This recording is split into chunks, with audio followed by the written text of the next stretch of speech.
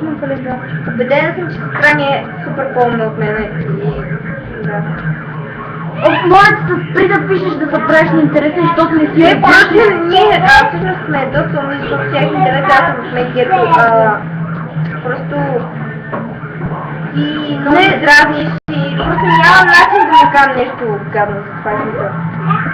Иначе аз обичам хората и така, просто ти ни каза, че сме руси. Аз мразя някой да ми вика, че съм тъпа. Руси означава, че съм тъпа, не знам. Щом разбира, че руса означава, че е тъпо, значи... Според тебе тъпо ли? Не знам. Ти прецени сам, ма все пак. И впрочем, не всички руси са тъпи. Да. И не знам какво ни опишеш, смисъл.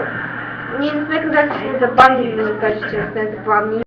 Не, аз съм забавна и ще го кажа в очите. Забавна съм. Може да мислиш, че не съм, но аз не съм. Тя смисъл. Диана, ела кажи нещо умно. Ела тук, ела. Един човек иска да дойдеш тук и да кажеш нещо умно. Да кажеш здрасти поне. Сестра ми не се смята за интелигентна и не иска да дойде.